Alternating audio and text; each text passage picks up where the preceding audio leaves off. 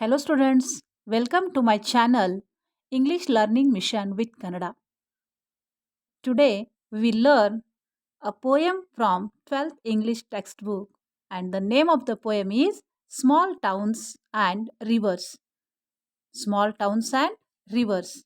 This poem is written by Mamang Dai and in this poem the poetess Mamang Dai expressed her love for the natural elements and also the rivers.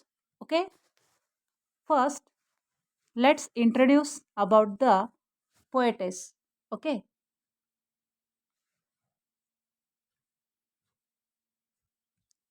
Mamang Dai, she is born in 1957 and she is a poet, novelist, journalist, and former civil servant from Itanagar, Arunachal Pradesh, who writes in English as well as Adi language.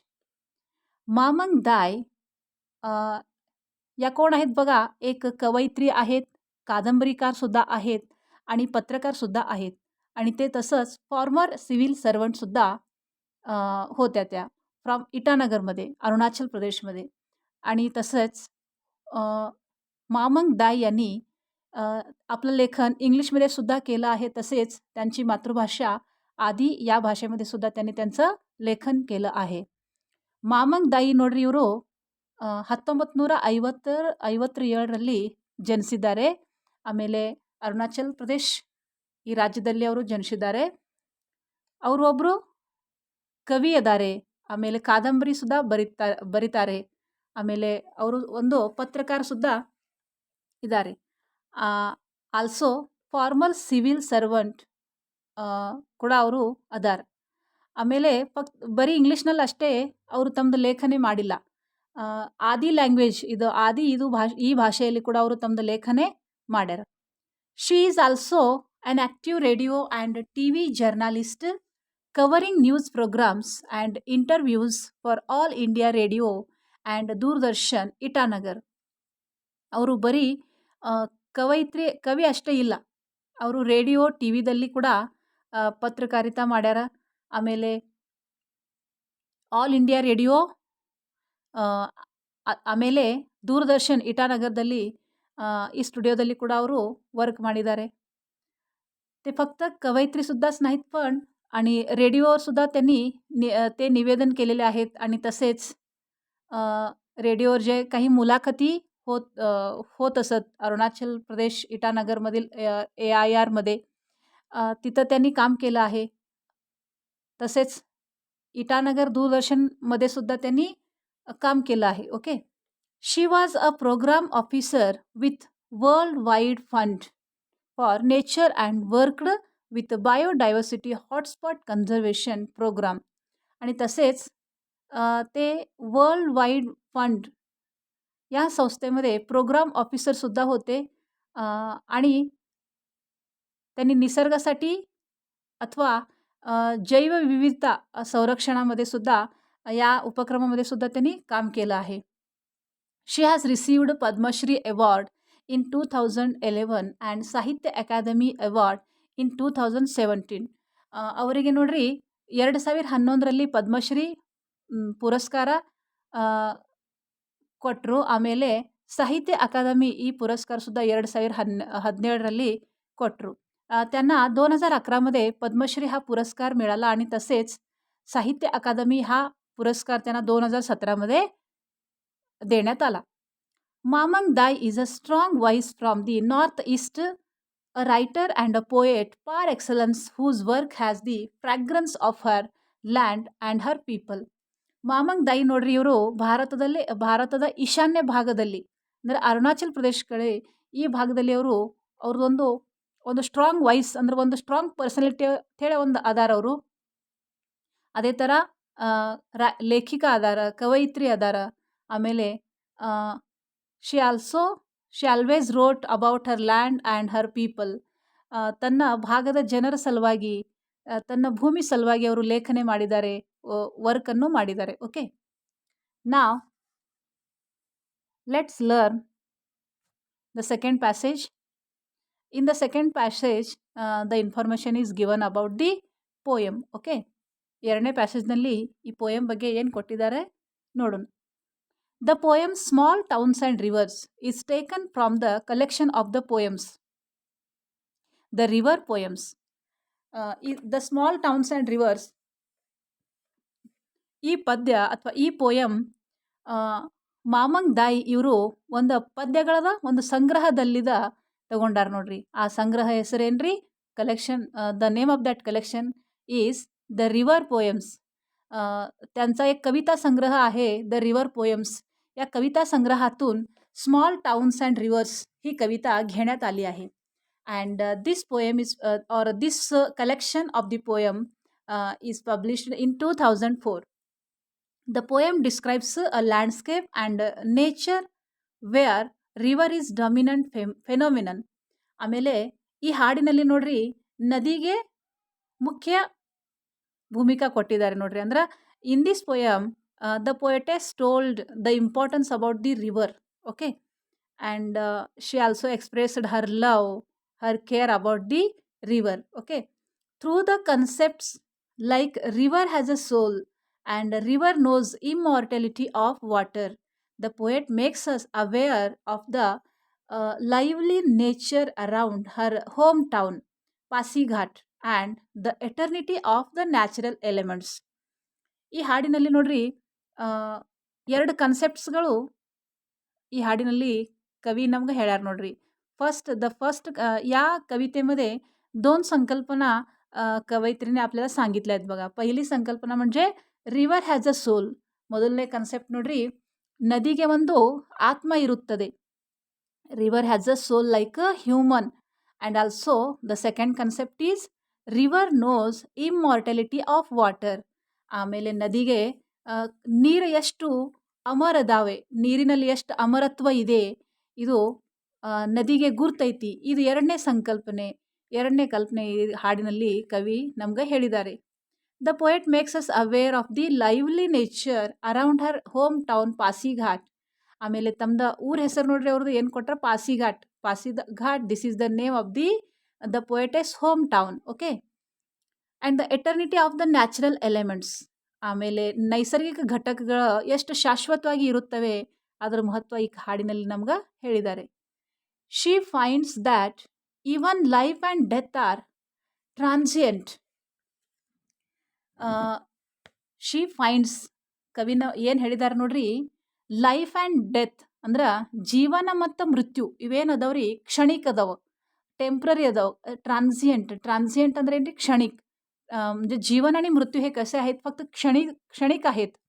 The poem is based on the belief of the tribal people from the northeast that the souls of the beloved ones always continue to dwell in the natural elements around. ಆಮೇಲೆ ಈ ಹಾಡಿನಲ್ಲಿ ಇದನ್ನು ಕೂಡ ಹೇಳ್ಯಾರ ಕವಿಕಿ, the there is the belief of the tribal people ಅಂದ್ರೆ ಈಶಾನ್ಯ ಭಾಗದಲ್ಲಿ ಇರುವ ಆದಿವಾಸಿ ಜನಾಂಗ. ಈ ಆದಿವಾಸಿ ಜನಾಂಗ ನೋಡ್ರಿ, ಅವ್ರದ್ದೊಂದು ಶ್ರದ್ಧಾ ನಂಬಿಕೆ ಏನದ್ರಿ? ನಂಬಿಕೆ ಏನದ್ರಿ ನೋಡ್ರಿ, the souls of the beloved ones always continue to dwell. ಅಂದ್ರೆ ಎಲ್ಲರದು ಆತ್ಮಗಳು ಎಲ್ಲಿರ್ತಾವಂದ್ರೆ ಆಫ್ಟರ್ ಡೆತ್, ಅಂದ್ರೆ ಮೃತ್ಯು ನಂತರ ಎಲ್ಲರದು ಆತ್ಮಗಳು ಅವು ಎಲ್ಲಿ ವಾಸ ಮಾಡ್ತಾವಂದ್ರೆ in the natural elements around. ಸುತ್ತಮುತ್ತ ಏನೋ ನೈಸರ್ಗಿಕ ಘಟಕಗಳದಾವಲ್ಲ, the river, the mountains, the water, the trees, okay, the stars, ಇವೆಲ್ಲ ನೈಸರ್ಗಿಕ ಘಟಕಗಳಲ್ಲಿ ಈ ಎಲ್ಲ ಆತ್ಮಗಳು ವಾಸ ಮಾಡ್ತಾವ ಅಂತೇಳಿ ಕವಿ ಹೇಳ್ತಾರೆ ನೋಡ್ರಿ. ಅಂದ್ರೆ ಅಲ್ಲಿ आदिवासी जनांगದ ನಂಬಿಕೆ. म्हणजे ईशान्य भागातील ते जे काही आदिवासी लोक आहेत त्यांची एक श्रद्धा आहे, त्यांचा एक विश्वास आहे की मृत्यूनंतर ते सगळे आत्मे कुठं राहतात? तर ते फक्त आपल्या नैसर्गिक घटकातच राहतात. झाड म्हणा, माउंटेन म्हणा, पाणी म्हणा, नदी म्हणा, ओके, या सर्व प्रकारच्या नैसर्गिक घटकामध्ये ते सर्व आत्मे राहतात. This is the belief of the tribal people from the north east. Okay, so she remembers death when she sees the towns. तेव्हा कवयित्रीला काय आठवण होते बघा, जेव्हा ती शहर पाहते. whenever she sees the towns then she remembers the death. तेव्हा तेव्हा तिला कशाची आठवण होते तर मृत्यूची आठवण होते तिला. म्हणजे ಕವಿಗೆ ನೋಡ್ರಿ ಯಾವಾಗ ಯಾವಾಗ ಅವರು ಶಹರ ನೋಡ್ತಾರ, ಪಟ್ಟಣ ನೋಡ್ತಾರ, ಆವಾಗ ಅವರಿಗೆ ಈ ಮೃತ್ಯುದ ನೆನಪಾಗ್ತದೆ ನೋಡ್ರಿ. The towns she implies have prospered when nature has been destroyed. ಕವಿ ಏನು ಹೇಳ್ತಾರೆ ನೋಡ್ರಿ ಇಲ್ಲಿ, the towns the towns have prospered ಅಂದ್ರೆ ಶಹರಗಳು ಸಮೃದ್ಧ ಆಗ್ತಾವ when nature has been destroyed. ಆ ಶಹರಗಳಿಗೆ ಸಮೃದ್ಧ ಮಾಡೋ ತನಕ ನಿಸರ್ಗ ಏನಾಗಿರ್ತದೆ ರೀ, ಒಂದು ಸ್ವಲ್ಪ ಸ್ವಲ್ಪ ನಿಸರ್ಗ ನಾಶ ಆಗಿರ್ತದೆ ರೀ ಅದರಲ್ಲಿ. Means it is a type of urbanisation. We can call it like urbanisation. ಅಂದರೆ ಇದಕ್ಕೊಂದು ಶಹರೀಕರಣ ಅನ್ಬೋದು ರೀ. ಓಕೆ, ಶಹರೀಕರಣ ಆಗುತ್ತೆ ನೋಡ್ರಿ ಅಲ್ಲಿ. The people cut the trees from the forest and make their residences. That is why whenever the towns have prospered, then the nature has been destroyed. Okay, the poet has expressed anxiety at the developments in the small towns. That is why the poetess has lots of worry about the developments in the small towns. ಅದರ ಸಲುವಾಗಿ ಕವಿಗೆ ಒಂಥರ ಕಾಳಜಿ ಐತಿ, ಚಿಂತೆ ಐತಿ ಅದ್ರ ಬಗ್ಗೆ. ಈ ಶಹರಗಳದು ವಿಕಾಸ ಆಗ್ತದೆ, ಬಟ್ ಅದ್ರ ಹಿಂದೆ ಏನಾಗ್ತದೆ ರೀ, when ever the towns develop then the nature becoming destroyed. Okay, now let's read the poem. Okay,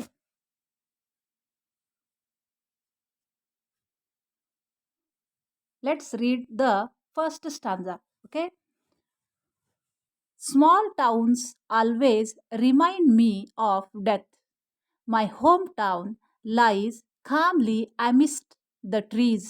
It is always the same in summer or winter, with the dust flying or the wind howling down the gorge. Okay, in the first stanza, the poetess is telling that whenever she sees the small towns, then at that time uh, she reminds means the death reminds her. Okay, ಇಲ್ಲಿ first ಲೈನ್ದಾಗ ಕವಿ ಏನು ಹೇಳ್ತಾರೆ ನೋಡ್ರಿ, ಯಾವಾಗ ಯಾವಾಗ ಕವಿ ಶಹರ ನೋಡ್ತಾರೆ, ಯಾವಾಗ ಯಾವಾಗ ಕವಿ ಪಟ್ಟಣ ನೋಡ್ತಾರ, ಊರು ನೋಡ್ತಾರೆ ನೋಡ್ರಿ, ಅವಾಗ ಅವ್ರಿಗೆ ಎದ್ರ ನೆನಪಾಗ್ತದೆ ರೀ, ಮೃತ್ಯುದು ನೆನಪಾಗ್ತದೆ ನೋಡ್ರಿ. म्हणजे जेव्हा जेव्हा कवयित्री छोटी छोटी शहरे पाहतात, जेव्हा जेव्हा कवयित्री छोटी छोटी शहरे पाहतात, तेव्हा त्यांना ती शहरे कशाची आठवण करून देतात तर मृत्यूची आठवण करून देतात. Okay, my home town lies calmly amidst the trees. आणि कवयित्री म्हणते, माझं पण शहर हे कुठं वसलेलं आहे तर ते शांत अशा झाडांमध्ये माझं शहर वसलेलं आहे. My home town lies calmly amidst the trees. Amidst means among the trees, between the trees. Okay, ಕವಿ ಏನು ಹೇಳ್ತಾರೆ ನೋಡ್ರಿ, ಎರಡನೇ ಲೈನ್ದಾಗ, ನಂದು ಕೂಡ ಶಹರ, ನಂದು ಕೂಡ ಊರು ಎಲ್ಲಿ ಹೆಬ್ಬೇದಂದ್ರೆ ಶಾಂತವಾಗಿ ಮರಗಳದಲ್ಲಿ ನಂದು ಕೂಡ ಊರು ಐತೆ ಅಂತ ಹೇಳಿ ಕವಿ ಹೇಳ್ತಾರೆ. It is always the same in summer or winter, whether there is winter season or summer season, my town looks the same always with the dust flying, and always there is the dust, always there dust fly in my town. ಕವಿ ಏನು ಹೇಳ್ತಾರೆ ನೋಡ್ರಿ, ಬ್ಯಾಸಿಗೆ ಕಾಲ ಇರಲಿ ಅಥವಾ ಚಳಿಗಾಲ ಇರಲಿ, ಯಾವಾಗಲೂ ಇದು ನನ್ನ ಊರು ಒಂದೇ ಥರ ಕಾಣ್ತೈತ್ರಿ, ಅದರಲ್ಲಿ ಏನೂ ಬದಲಾವಣೆನೇ ಇಲ್ಲ. ಆಮೇಲೆ ಯಾವಾಗಲೂ ಅಲ್ಲಿ ಡಸ್ಟ್ ಫ್ಲೈ ಆಗ್ತಂದ್ರೆ ಧುರಾಳ ಹಾರ್ತೈತ್ರಿ, ಯಾವಾಗಲೂ ಅಲ್ಲಿ ಧುರಾಳ ಕಾಣಿಸ್ತದೆ, ನಿಮ್ಗೆ ದೂರ ಕಾಣಿಸ್ತದೆ ರೀ. म्हणजे कवी काय म्हणत आहेत बघा इथं, उन्हाळा असो किंवा हिवाळा, कोणता पण ऋतू असो, माझं शहर हे त्या सगळ्या ऋतूत सारखंच दिसतंय. आणि प्रत्येक सारखं तिथं काय उडतंय तर धूळ उडते. माझ्या शहरामध्ये काय उडते तर धूळ उडते कायम. डस्ट म्हणजे काय, धूळ. डस्ट ಅಂದ್ರೆ ಏನ್ರಿ, ಧುರಾಳ. Okay, or the wind howling down the gorge. Gorge means ಕಣಿವೆ. ಗಾರ್ಜ್ ಅಂದ್ರೆ ಏನ್ರಿ, ಸಾರಿ ಕಣಿವೆ ಅಲ್ಲ, ಕೊರಕಲ್ಲು. ಗಾರ್ಜ್ ಅಂದ್ರೆ ಕೊರಕಲ್ಲು, ಅಂದ್ರೆ ಎರಡು ಬೆಟ್ಟಗಳ ಮಧ್ಯದಲ್ಲಿ ಅರುಂದವಾದ ಕಂದರ ಟೈಪ್ ಇರ್ತದೆ ನೋಡ್ರಿ, ಅದಕ್ಕೆ ಗಾರ್ಜ್ ಅಂತಾರೆ. ಆಮೇಲೆ ಅಲ್ಲಿ ಏನು ಬೀಸ್ತದ್ರಿ, ಆರ್ ದ ವಿಂಡ್ ಹೌಲಿಂಗ್ ಅಂದ್ರೆ ಕರ್ಕಶ ಧ್ವನಿ, ಗಾಳಿ ನೋಡ್ರಿ, ಜೋರಾಗಿ ಗಾಳಿ ಬಿಟ್ಟಿರ್ತದೆ, ಅದು ಧ್ವನಿ ಹೆಂಗಿರ್ತದೆ ನೋಡ್ರಿ, ಕರ್ಕಶ ಇರ್ತದೆ ನೋಡ್ರಿ, ಅದಕ್ಕೇನಂತಾರೆ ನೋಡ್ರಿ, ಹೌಲಿಂಗ್ ಅಂತಾರೆ. And this is the here is the onomatopoeia figures of speech. ಇಲ್ಲಿ ಹಾಲಿಂಗ್ ಇದು ಧ್ವನಿ ತೋರಿಸುವ ಶಬ್ದದ ನೋಡ್ರಿ, ಅದ್ರ ಸಲುವಾಗಿ ಇಲ್ಲಿ ಒನೋಮ್ಯಾಟೋಪೋಯಿಯಾ ಇದು अलंकार बरुತ್ತದೆ. म्हणजे बघा एक अरुंद अशा दरीमध्ये, गॉर्ज म्हणजे काय दरी, अरुंद अशा दरीमध्ये मोठा वारा वाहतो आणि तो वारा कसा वाहतो, कर्कश आवाज करत तो वारा वाहत असतो. हॉलिंग म्हणजे काय, कर्कश आवाज आवाज करणे. Okay, let's read the second stanza. Just the other day someone died. In the dreadful silence we wept, looking at the sad wreath of tuberoses. Life and death, only the rituals are permanent. ಈ ಸಾಲಿಗಳದಲ್ಲಿ ಕವಿ ಏನು ಹೇಳ್ತಾರೆ ನೋಡ್ರಿ, just the other day someone died ಅಂದ್ರೆ ಒಂದಿನ ಬಿಟ್ಟು ಒಂದಿನ ಯಾರ್ಯಾರೇ ಈ ಊರಿನಲ್ಲಿ ತೀರ್ಕೋತಾರ. In the dreadful silence we wept, ಅಂತ ಭಯಾನಕ ಶಾಂತತಾ ಅಲ್ಲಿ ಹೆಬ್ಬಿರ್ತದೆ ನೋಡ್ರಿ.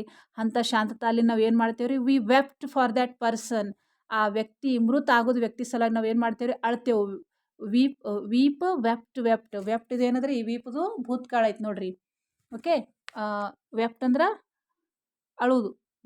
ओके, म्हणजे एक दिवसाआड कोणास तरी मृत्यू होतो गावात आणि त्या व्यक्तीसाठी आणि त्या शांततेमध्ये आम्ही काय करतो, आम्ही रडत असतो त्या व्यक्तीसाठी. Looking at the sad wreath of tuberoses, जेव्हा जेव्हा त्या व्यक्तीला लोक आणलेले असतात. काय आणलेले असतात, रेथ, WREATH.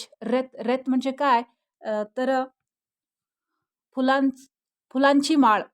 ಓಕೆ, ಫುಲಾಂಚ ಹಾರ್ ಅಂದ್ರೆ ಈಗ ಯಾರ್ಲೆಲ್ಲ ತಿರ್ಕೊಂಡಲ್ಲಿ ನೋಡ್ರಿ ಒಂದು ರೌಂಡ ಹಾರ್ ತಂದಿರ್ತಾರೆ ನೋಡ್ರಿ, ಅದಕ್ಕೇನಂತಾರ್ರಿ, ರೆತ್. ಓಕೆ, ಹೂವಿನ ಮಾಲೆ. Looking at the sad wreath of tuberoses. ಆಮೇಲೆ ಆ ರೆತ್ ಎದುರ್ದಿರ್ತದೆ ನೋಡ್ರಿ, ಆ ಹೂವಿನ ಮಾಲೆ ಎದುರ್ದಿರ್ತದ್ರಿ ಟ್ಯೂಬರ್ ರೋಸ್, ಈ ಹೂಗಳದ. This is the name of flower. Tuberose, this is the name of a flower. ಆ ಹೂವಿನ ಮಾಲೆ ಟ್ಯೂಬರ್ ರೋಸ್ದಿಂದ ಮಾಡಿರ್ತಾರ. And whenever the poetess sees that wreath, then she also feel so sad. ಯಾವಾಗ ಕವಿ ಆ ರೆತ್ ಅಂದ್ರೆ ಹೂವಿನ ಮಾಲೆ ನೋಡ್ತಾರ, ಅವಾಗ ಅವ್ರಿಗೆ ಬಹಳ दुःख ಅನ್ನಿಸ್ತದೆ ರೀ. जेव्हा जेव्हा कवी ती फुलांची माळ, तो फुलांचा हार पाहतात, तेव्हा त्यांना फार दुःख होते. Life and death, only the rituals are permanent. The poetess told that life and death, these two things are not permanent, these are the transient. Life, ಜೀವನ ಮತ್ತು ಮೃತ್ಯು. See here, life and death, these words are repeated. So which figures of speech is here repetition. Okay, ಇಲ್ಲಿ repetition ಅಲಂಕಾರ ಬರ್ತದೆ ನೋಡ್ರಿ. Life and death, these things are not permanent, these are transient. Okay, and what is the permanent? Only the rituals are permanent. Rituals means ಆಚರಣೆಗಳು, ರೀತಿ ರಿವಾಜಗಳು ಅವೇನಿರ್ತಾವ್ರಿ, permanent ಇರ್ತಾವ್ರಿ. Rituals means see here in the margin, religious or solemn ceremony consisting of a series of actions performed according to a prescribed way. म्हणजे ಅಂದ್ರೆ rituals ಅಂದ್ರೆ ಏನ್ರಿ, आचरणेಗಳು. Rituals म्हणजे काय, रीती रिवाज. जन्म आणि मृत्यू हे काय आहेत तर क्षणिक आहेत आणि शाश्वत काय आहे तर रीती रिवाज हे शाश्वत आहे. Only the rituals are permanent. Okay,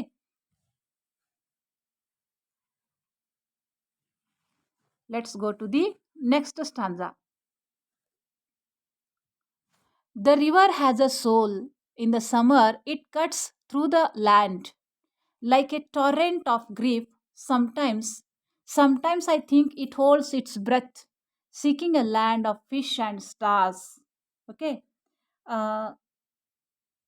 here the poetess is told that in this stanza, the river has a soul. ಕವಿ ಏನಂತಾರೆ ನೋಡ್ರಿ, नदीಗೆ ಕೂಡ आत्म ಇರುತ್ತದೆ. ಲೈಕ್ ಹ್ಯೂಮನ್ ಅಂದ್ರೆ म्हणजे नदीला सुद्धा काय असतो तर आत्मा असतो. Here the पर्सॉनिफिकेशन figures of speech used here. Okay, the river has a soul like human. In the summer it cuts through the land. आणि उन्हाळ्यात काय होतंय तर उन्हाळ्यात ती नदी काय पडते तर कोरडी पडते. In the summer it cuts through the land, आणि जमिनीत चिरलेल्या भेगांमध्ये ती काय जाते, ते पाणी घुसतंय आणि नदी काय होते, कोरडी पडते उन्हाळ्यात. ಪಾಣಿ ಕಮ್ಮಿ ಹೋಗುತ್ತೆ in the summer it cuts through the land ಅಂದ್ರೆ ಬೇಸಿಗೆ ಕಾಲದಲ್ಲಿ ನೋಡ್ರಿ ನದಿ ಎಲ್ಲ ಒಣಗ್ತೈತ್ರಿ like a torrent of grief ಆಮೇಲೆ and also the river also feeling so sad because the river knows that her water is contaminating ಅಂದ್ರೆ ಆ ನದಿಗೆ ಕೂಡ ಗುರ್ತಾಗಿರ್ತದ ಕಿ ಅದ್ರದ್ದು ನೀರ दूषित ಆಗ್ಲಿಕತ್ತव अದ್ರ सलागी so it becomes so sad म्हणजे नदीला सुद्धा माहित होते की तिचं पाणी दूषित केलं जात आहे म्हणून ते काय करते नदीला खूप दुःख होतंय तेव्हा समटाइम्स ಅಂದ್ರೆ ಕೆಲವು ಸಲ ಮೀನ್ಸ್ काही वेळा I think it holds it's breath seeking a land of fish and stars काही वेळा कवयित्री म्हणतात काही वेळा मला असं वाटतं की ही नदी या नदीला श्वासच घेता येईना आणि श्वास घेण्यासाठी ती कुठं अशा जागेच्या शोधात जाते की जिथे माशाला सुद्धा पाण्यात श्वास घेता येईल अशी जागा ती नदी ಹುಡುಕ್ತೆ ಅಂದ್ರೆ ಕವಿ ಏನಂತಾರೆ ನೋಡ್ರಿ ನಾನು ಕೆಲವು ಸಲ ಹಿಂಗೆ ಅನಿಸ್ತದೆ ಕಿ ನದಿಗೆ ಕೆಲವು ಸಲ ಉಸುಲು ತೊಳಕ್ಕೆ ಬರಂಗಿಲ್ಲ ಅದ್ರ ಸಲಾಗಿ ಅದು ಎಲ್ಲರೂ ಬಿಟ್ಟು ಉಸುಲು ತೊಳಕ್ಕೆ ಎಲ್ಲಿ ಬರ್ತದೆ ಅಲ್ಲಿ ಹೋಗ್ತದೆ ಅಂದ್ರೆ ಎಲ್ಲಿ ಮೀನುಗಳದಾವ ಅವು ಮೀನುಗಳು ನೀರಲ್ಲಿ ಉಸಲಾಡೋ ಶಕಾಸ್ತಾವ ಅಂತ ಜಾಗದಲ್ಲಿ ನದಿ ಹೋಗ್ತತೆ ಹೇಳ್ಕತ್ತಾರ ಕವಿ ಇಲ್ಲಿ next in the next stanza this line is repeated again the river has soul so which figures of speech is here repetition okay the river has soul it knows stretching past the town from the first drop of the rain to dry earth and mist on the mountain tops. The river knows the immortality of water. नदीಗೆ ಕೂಡ आत्मा इरुತ್ತದೆ नदीला सुद्धा काय असतो तर एक आत्मा असतो and she knows the river knows stretching past the town from the first drop of the rain to dry earth and mist on the mountain tops आणि नदीला सुद्धा माहीत आहे की पहिला थेंब हा गावातील कोरड्या जमिनीवर पडतो नदीला सुद्धा काय माहीत होतंय पहिला पावसाचा थेंब कुठं पडतो तर गावातील कोरड्या जमिनीवर पडतो आणि तसंच तो पर्वतावर जे काही धुकं असतंय बघा पर्वतावर जे काही धुकं असते तिथं पावसाचा पहिला थेंब हा पडतो ಆ್ಯಂಡ್ ನದಿಗೆ ಕೂಡ ಗುರ್ತೈತ್ರಿ ಕಿ ಮಳೆ ಬಂದ ನಂತರ ಮೊದಲನೇ ಹನಿ ಎಲ್ಲಿ ಬೀಳ್ತದೆ ರೀ ಅಂದ್ರೆ ಒಣಗಿದ್ದ ಭೂಮಿಯಲ್ಲಿ ಆ ಶಹರದಲ್ಲಿ ಒಣಗಿದ್ದ ಭೂಮಿಯಲ್ಲಿ ನದಿದು ಆ ಮಳೆಯ ಮೊದಲನೇ ಹನಿ ಬೀಳುತ್ತದೆ ಆಮೇಲೆ ಇನ್ನೊಂದು ಎಲ್ಲಿ ಬೀಳುತ್ತದೆ ಅಂದ್ರೆ mountain tops mist on the mountain tops ಅಂದ್ರೆ ಆ ಬೆಟ್ಟದ ಎಲ್ಲಕ್ಕಿಂತ ಮ್ಯಾಗಿನ ಟಾಪ್ದಲ್ಲಿ ಏನೋ ಮಂಜು ಬಿದ್ದಿರ್ತದೆ ನೋಡ್ರಿ ಅಲ್ಲಿ ಕೂಡ ಅದು ಹನಿ ಬೀಳುತ್ತದೆ the river knows the immortality of water because the river knows that the water is immortal ಅದೇ ಥರ ನದಿಗೆ ಏನು ಗುರ್ತೈತ್ರಿ ಕಿ ನೀರಿನಲ್ಲಿ ಎಷ್ಟು ಅಮರತ್ವ ಇದೆ ಇಮ್ಮಾರ್ಟಲಿಟಿ ಅಂದ್ರೆ ಏನ್ರಿ ಅಮರತ್ವ ಇಮ್ಮಾರ್ಟಲಿಟಿ म्हणजे ಅಮರತ್ವ ಓಕೆ ಆ नदीಗೆ ಕೂಡ गुर्तैत की ನೀರಿನಲ್ಲಿ ಎಷ್ಟು अमरत्व ಇದೆ म्हणजे नदीला सुद्धा माहित आहे की पाण्यामध्ये किती अमरता आहे okay let's go to the next stanza A shrine of happy pictures marks the days of childhood. Small towns grows Small towns grow with anxiety for the future. The dead are placed pointing west. When the soul rises, it will walk into the golden east, into the house of the sun, in the cool bamboo, restored in sunlight. Life matters like this. In small towns by the river, we all want to walk with the gods. See here what the poetess is telling that a shrine of happy pictures means in the poetess heart or in the poetess mind there are lots of happy pictures of her childhood ಕವಿ ಏನು ಹೇಳ್ತಾ ಇದ್ದಾರೆ ನೋಡ್ರಿ ಇಲ್ಲಿ shrine ಅಂದ್ರೆ ಏನ್ರಿ ನೋಡ್ರಿ ಇಲ್ಲಿ a place regarded as holy because of its associations with divinity or a sacred person or a relic marked by a building or other construction. Shrine नंतर नोड्री ಒಂದು ದೇಗುಲ. श्राईन म्हणजे काय एक प्रकारचं मंदिर म्हणा मंदिर म्हणूया आपण ಅಂದ್ರೆ ದೇಗುಲ. ಕವಿ ಏನು ಹೇಳ್ತಾರೆ ನೋಡ್ರಿ ಅ ಶ್ರೈನ್ ಆಫ್ ಹ್ಯಾಪಿ ಪಿಕ್ಚರ್ಸ್. ಆ ದೇಗುಲದಲ್ಲಿ ಯಾವ ಥರದ ಚಿತ್ರಗಳದಾವ ನೋಡ್ರಿ ಹ್ಯಾಪಿ ಪಿಕ್ಚರ್ಸ್ ಅಂದ್ರೆ ಸಂತೋಷವಾದ ಚಿತ್ರಗಳದಾವ ಎಲ್ಲ. Marks the days of childhood ಆಮೇಲೆ ಎದಕ್ಕೆ ಸಂಬಂಧಪಟ್ಟುವ ಚಿತ್ರಗಳದಾವ ಸಂತೋಷವಾದ ಚಿತ್ರಗಳು the days of the poetess childhood ಆ ಕವಿಯ ಬಾಲ್ಯತನದ ಸಂತೋಷವಾದ ಚಿತ್ರಗಳು ಎಲ್ಲದವ್ರಿ ಎಲ್ಲ ಅವ್ರ ಮನಸ್ಸಿನ देगुलದಲ್ಲಿ इदावे ನೋಡ್ರಿ. म्हणजे कवयित्रीच्या मनाच्या मंदिरामध्ये हे सगळे आनंददायी चित्र म्हणजे त्यांच्या बालपणीतले आनंददायी चित्र आणि सुद्धा कवीला आठवतात. Okay. Small towns grow with anxiety for the future and the poetess is telling that the small towns are they prospered but behind that there is the anxiety for the future. ಕವಿ ಏನು ಹೇಳ್ತಾ ಇದ್ದಾರೆ ಈ ಶಹರಗಳು ದೊಡ್ಡ ಆಗ್ಲಿಕತ್ತವ grow ಅಂದ್ರೆ ಬೆಳೆಯುವುದು ಶಹರಗಳದ ಬೆಳವಣಿಗೆ ಆಗ್ಲಿಕತ್ತವ ಆದರೆ ಅದ್ರ ಹಿಂದೆ ಭವಿಷ್ಯ ಕಾಲದಲ್ಲಿ ಒಂದು ಚಿಂತೆ ಹುಟ್ಲಿಕತ್ತದ. ओके. ಒಂದು प्रकारದ चिंते तयारागलतದ. म्हणजे कवी काय म्हणत आहेत बघा ही छोटी छोटी शहरे मोठी होत आहेत पण त्याच्या मागे भविष्याची चिंता लपलेली आहे बघा. The dead are placed pointing west. When the soul rises, it will walk into the golden east. Okay. See here. The dead are placed pointing west. West म्हणजे बघा सूर्य पश्चिमेला मावळतो म्हणजे अस्त होतो. सूर्याचा अस्त पश्चिमेला होतो म्हणजे अंधार पसरतो बघा. अंधार म्हणजे काय ते एक प्रकारचं दुःख किंवा एक प्रकारचं ते मृत्यूच म्हणा. The dead are placed pointing west when the soul rises it will walk into the golden east. आणि तो आत्मा तो त्या मृत्यूमधील त्या व्यक्तीमधील जो काही तो आत्मा आहे तो कुठं जातो तर it will walk into the golden east into the house of the sun. आणि सूर्याच्या सोनेरी घरात तो आत्मा काय करतो प्रवेश करतो. म्हणजे वेस्टकडून आलेला तो आत्मा चालत कुठे जातो तर ईस्टमध्ये सूर्योदयाच्या म्हणजे सूर्याच्या सोनेरी घरात तो प्रवेश करतो. Okay.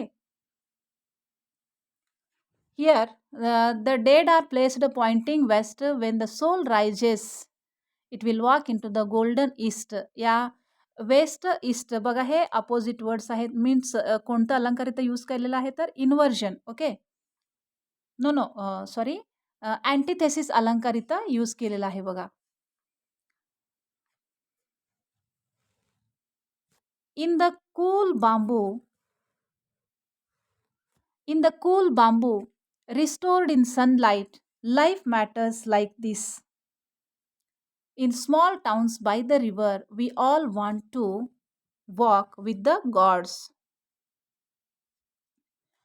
In the last stanza, the poetess is telling that in the cool bamboo, restored in sunlight, life matters like this. Means in the cool atmosphere, in the cool land, in the coolest land, the life is going on and which is restored in sunlight. Okay. म्हणजे अशा थंड वातावरणात थंड अशा परिसरात हे जीवन काय आहे काय जीवन हे निरंतर असं चालू आहे. थंड अशा वातावरणात प्रेमळ अशा वातावरणात जीवन हे चालूच आहे. आणि हे जीवन इतकं सुंदर आहे की and this life is so beautiful and because it is in the mountain, it is in the river, it is in the forest, it is in the trees, in everything the life is going on. म्हणजे सर्व प्रकारच्या नैसर्गिक घटकामध्ये जीवन हे चालूच आहे. Okay. And in the small towns by the river म्हणजे नदी किनारी असलेले ते सर्व शहरामध्ये सर्व लोकांना काय वाटतंय तर we all want to walk with the gods. त्यांना ದೇವಾಸೋಬತ್ चालायचं आहे असं ते लोक म्हणतात. ಅಂದ್ರೆ ಈ ನದಿ ದಂಡೆಯಲ್ಲಿ ಇರುವ ಎಲ್ಲ ಜನರಿಗೆ ನದಿ ದಂಡೆಯಲ್ಲಿ ಇರುವ ಎಲ್ಲ ಊರಿನಲ್ಲಿ ಜನರಿಗೆ ಏನು ಅನಿಸ್ತದೆ ರೀ they want to walk with the gods. ಆಮೇಲೆ ಅವರಿಗೆ ದೇವರ ಜೊತೆ ನಡೆಯುತ್ತಾ ಹೋಗೋದೈತೆ ಅಂತೇಳಿ ಆ ಜನ ಅಲ್ಲಿ ಹೇಳ್ತೈತ್ರಿ. In the cool bamboo restored in sunlight life matters like this. ಅಂದ್ರೆ ಈ ಥಂಡವಾದ ಪರಿಸರದಲ್ಲಿ, ಇಂಥ ಥಂಡ ಪ್ರದೇಶದಲ್ಲಿ ಏನು ನಡೆದದ್ರಿ, ಜೀವನ ಇದು ಚಾಲೂನೇ ಐತ್ರಿ. That is why the people also want to walk with the gods. Okay, thank you.